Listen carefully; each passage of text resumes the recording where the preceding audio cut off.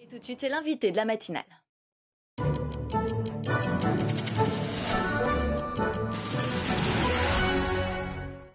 Nathalie Arthaud, bonjour. Bonjour. Vous êtes porte-parole de Lutte ouvrière, vous êtes candidate aux élections régionales en Île-de-France. Alors hier, Manuel Valls n'a pas exclu de proroger l'état d'urgence au-delà de 3 mois, au-delà du 26 février. Est-ce que vous approuvez cette idée ? Absolument pas. Absolument pas. Je pense que depuis bien longtemps, les terroristes, ceux qui voudraient perpétrer ces actes barbares, ont eu le temps de se cacher, de faire disparaître les preuves. Et aujourd'hui, l'état d'urgence, il sert surtout, effectivement, à interdire les rassemblements, les manifestations, comme on l'a vu sur les manifestations de la COP21, mais ça a été aussi le cas pour les manifestations en faveur des migrants qui avaient été prévues le 22 novembre.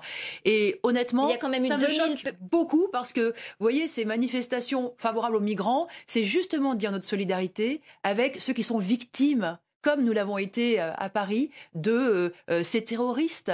Donc c'est la moindre des choses, je crois. Il y a quand même eu 2000 perquisitions. Selon vous, elles n'ont servi à rien dans la lutte contre le terrorisme ? Les 2000 perquisitions, ce qui s'est passé dans les heures qui ont suivi, quand effectivement les arrestations surviennent de ceux qui ont perpétré ces actes, eh bien évidemment que c'est positif, évidemment qu'il faut le faire. Mais je vous dis, la prolongation. Cette prolongation, non, n'amènera plus rien. Et d'ailleurs, y compris les juges et les professionnels du renseignement l'expliquent. Le travail, c'est un travail de renseignement, de fourmi, et il faut distinguer ce qu'il y a de gesticulation pour rassurer, et puis ce qui est en réalité, ce qui pourrait être efficace. Vous pensez qu'il y a une véritable atteinte à nos libertés ou qu'il faut accepter un peu de céder sur les libertés pour assurer justement cette sécurité ? Je pense que oui, quand il y a l'interdiction de manifester, de dire son désaccord sur... par rapport à la COP21, on y reviendra, mais aussi sur cette politique va-t-en-guerre, sur cette politique sécuritaire qui est en train d'être mise en place et qui aggrave, je crois, la situation. Alors, en ce qui concerne la guerre, moi je crois que on peut en faire le bilan de cette guerre contre le terrorisme. Elle a commencé il y a maintenant 14 ans et on se rend compte que le nombre de foyers terroristes ne font que se multiplier et que plus on bombarde, on sème la désolation, le chaos, plus finalement on fabrique des djihadistes. Donc la réalité, alors, c'est du coup, que qu'est-ce qu'on fait ? On laisse faire. On laisse faire en Libye, on laisse faire en Syrie, on laisse faire en Irak. Il faut déjà arrêter d'aggraver la situation. Tous les experts l'expliquent.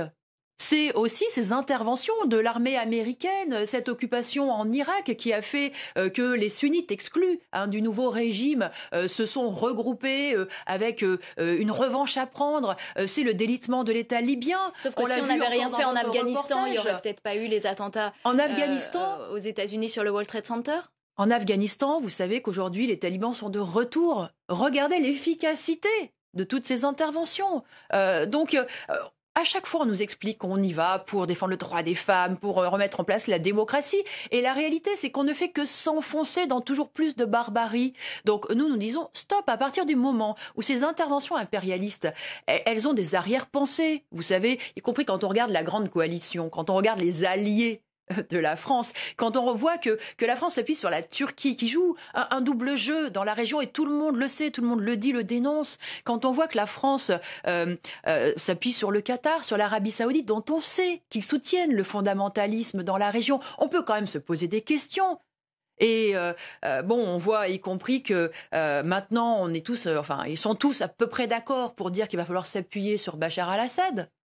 Moi je ne vois pas comment on peut lutter contre des monstres en s'appuyant sur... Sauf qu'il y a une population syrienne qui est obligée de fuir. Est-ce que nous ne devons pas l'aider aussi, cette population ? Il faut commencer surtout par accueillir les réfugiés qui sont à nos portes et que l'on traite comme des parias. Et ça, c'est révoltant. C'est révoltant. Regardez ce qu'ils ont vécu, effectivement. Alors, c'est les bombes, c'est cette terreur. Ils fuient. Ils risquent leur vie pour franchir la Méditerranée. On va en accueillir 33 000 supplémentaires. Vous diriez qu'il faut en accueillir combien, vous ? D'abord, vous savez, je ne sais même pas si ça va être la réalité des choses. Parce que quand on entend aujourd'hui Valls expliquer qu'il faut complètement arrêter tout cela, je ne suis même pas sûre qu'il réalise cet engagement qui, franchement, est dérisoire par rapport aux besoins. Rendez-vous compte qu'en Turquie, il y a 2 millions de réfugiés. qu'en Jordanie, il y a des camps de 1 million, 1,5 million de réfugiés. Pour ces pays-là, pour la Grèce, pour la Jordanie, pour la Turquie, c'est un problème bien plus compliqué que pour des pays riches comme l'Allemagne et la France. En d'autres temps, la France, quand même, a su donner l'asile à des centaines de milliers de boat people vietnamiens, aux réfugiés de la guerre d'Espagne, y compris aux millions de pieds noirs. Elle peut continuer à le faire dans la situation dans laquelle elle est aujourd'hui? C'était pas plus florissant. Vous savez, y compris quand les pieds noirs se sont installés en France dans la précipitation, il y avait une crise du logement. Et les logements ont été construits, et y compris ils ont travaillé, ils ont apporté des richesses au pays. C'est ça la réalité. Donc cette politique par rapport aux migrants aujourd'hui est scandaleuse. Et scandaleuse, c'est une monstruosité, y compris de dire que finalement, parmi eux pourraient se glisser des terroristes et peut-être que ce sont des assassins en puissance. Je trouve ça, c'est une ignominie de plus qu'on fait subir à des centaines de milliers d'enfants, de femmes et d'hommes. Pour revenir à l'état d'urgence et aux manifestations interdites, il y en a eu une dimanche, une chaîne humaine autorisée, et puis il y a eu des débordements. Est-ce que vous condamnez ces casseurs qui ont abîmé le mémorial, notamment des victimes des attentats du 13 novembre? Moi, je crois surtout que dimanche soir, il y a eu une manipulation. Une manipulation parce que finalement Hollande, Cazeneuve, Valls se sont emparés de cette poignée d'excités qui ne représentaient pas justement les manifestations pour cacher l'essentiel. Et l'essentiel, c'est qu'il y avait eu une manifestation organisée, une manifestation en cortège avec... Non, je parle de la manifestation qui a marché. Place de la République, qui réunissait plusieurs centaines de personnes avec des banderoles où il y avait, y compris des collègues, par exemple du SNES, de la FSU, des militants du NPA, Alternative Libertaire. Il y avait un cortège qui était rassemblé avec des gens connus, pacifistes.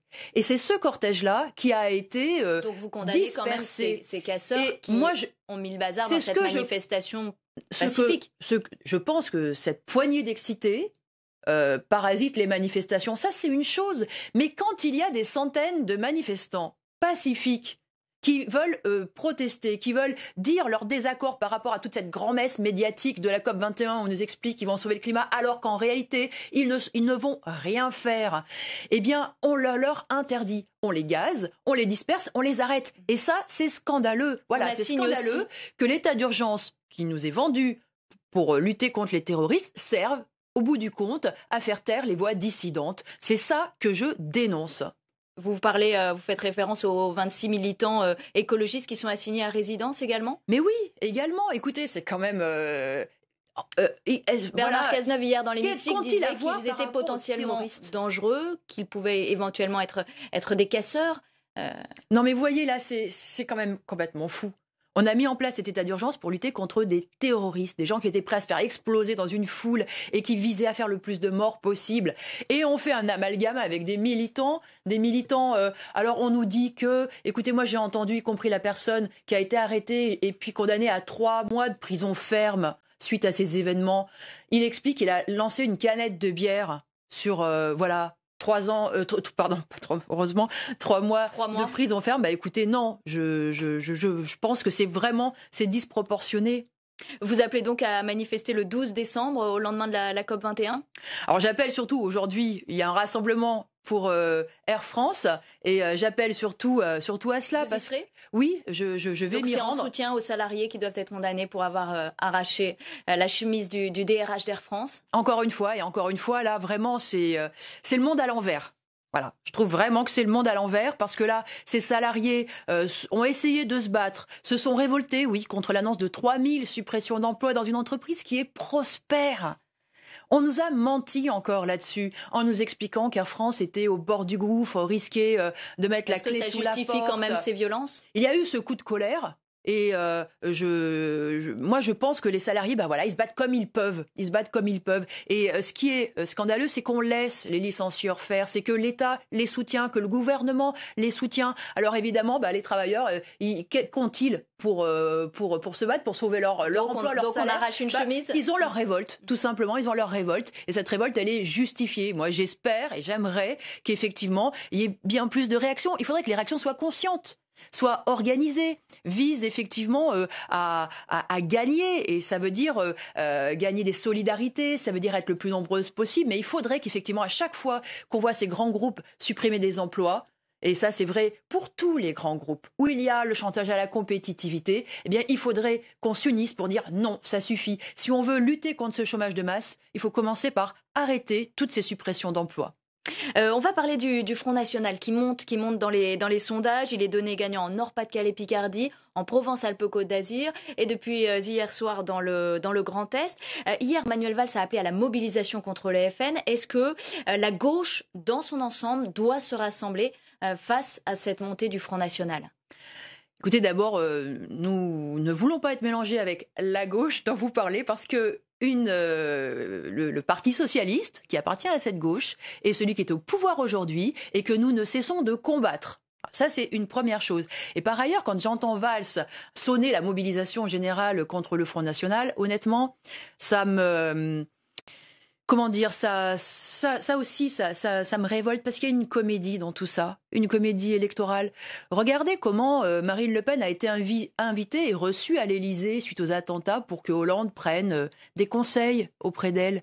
Regardez comment le gouvernement a emprunté une partie des mesures sécuritaires qu'il a imposées là au programme du Front National. Alors qu'est-ce que ça veut dire ? Il faut lutter contre le Front National, ou il faut reprendre une partie de son programme ? Quand j'entends le gouvernement nous expliquer... Manuel Valls joue double jeu ?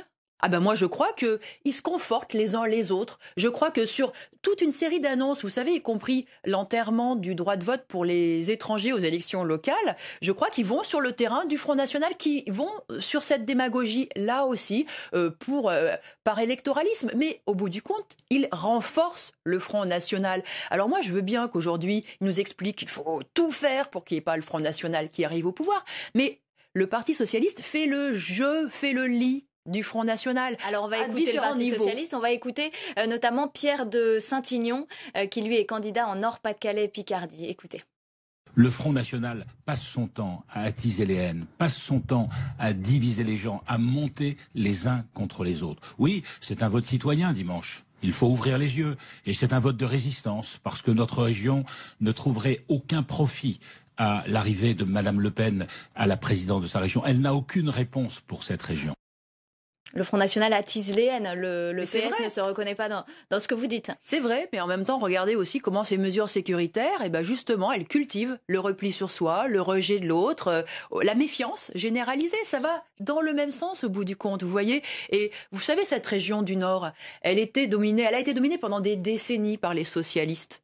Pourquoi les électeurs du Parti socialiste s'en détournent aujourd'hui ? C'est ça la vraie question. C'est la faute du Parti socialiste ? C'est, je crois, le fait que le Parti socialiste et que Hollande au pouvoir a abandonné ces quelques promesses électorales, à renier son propre programme, à déboussoler et à écurer une partie de son électorat. Donc il y avait déjà cette politique-là, parce qu'effectivement, quand on laisse faire les licencieurs, quand on attaque, parce qu'écoutez, le gouvernement a quand même attaqué les conditions de vie des travailleurs, a augmenté les impôts, y compris des plus pauvres. Et vous savez, cette ignominie de plus sur, y compris l'allocation adulte handicapé, ils se sont arrêtés juste avant les élections. Mais tout ça, ça compte. Tout ça, ça compte, évidemment. Donc il y a cette politique qui, effectivement, crée un terreau pour le Front National. Et en plus, on en a eu... Voilà, il ouvre un boulevard en reprenant une partie des thèses du Front National. Donc voilà la réalité aujourd'hui. Alors le Front National se défend aussi.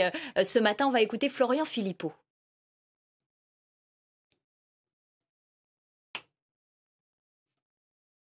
Il y a une indécence et il y a même, si vous voulez, plus qu'une indécence, une inconscience du pouvoir. Moi, quand je vois Manuel Valls retomber dans la fange de la politique politicienne, reprendre sa croisade stupide, absurde pour tout le monde aujourd'hui contre le Front National, alors que le Front National l'a démontré, il a été extrêmement lucide sur les dangers qui guettent la France et sur les solutions qu'il faut y apporter, eh bien, ces gens-là se déshonorent.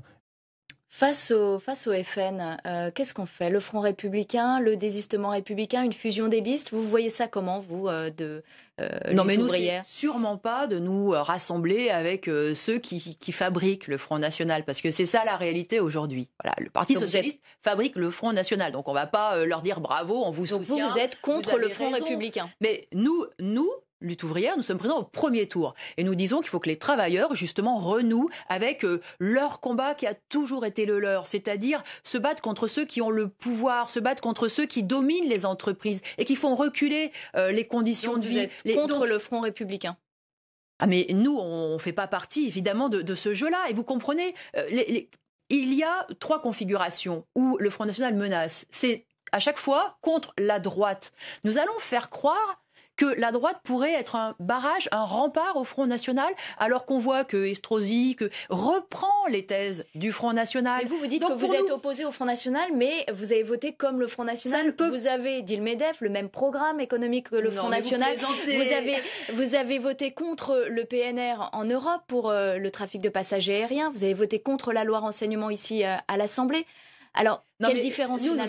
Nous ne sommes pas à l'Assemblée nationale, donc on n'a pas pu voter contre. Mais les communistes ici ont voté contre. Lutte ouvrière, donc on n'est pas non plus le Parti communiste, mais de toute façon, faire l'amalgame le Front National avec le programme de l'extrême, c'est ridicule, c'est ridicule. Y compris, c'est de ne pas voir que Marine Le Pen, c'est une girouette, que pendant tout un temps, elle a cherché les voix, effectivement, des classes populaires, donc elle a fait une démagogie sociale. Mais aujourd'hui, c'est absolument plus le cas. Elle parle plus de l'augmentation du SMIC, elle parle plus de la retraite à 60 ans. Non, elle s'adresse au petit patronat. Donc elle explique qu'arrivée aux régions, elle fera comme les autres, c'est-à-dire qu'elle fera des subventions à fonds perdus au patronat. C'est un parti bourgeois, le Front National, comme les autres. Et s'il arrive au gouvernement, s'il se rapproche du pouvoir, eh bien, il fera la politique pour le patronat. Et c'est ce que nous voulons dire aux travailleurs. Et notre campagne, c'est ça. C'est dire, ne vous trompez pas de camp. Le Front National, c'est l'ennemi. Voilà, c'est un poison pour les travailleurs. Le camp des travailleurs, c'est autre chose. C'est la lutte contre le chômage, contre les bas salaires, contre le recul du pouvoir d'achat. Et c'est les listes lutte ouvrière. Merci Nathalie Arthaud d'avoir été notre invitée ce matin, porte-parole de Lutte ouvrière et candidate au régional en Île-de-France.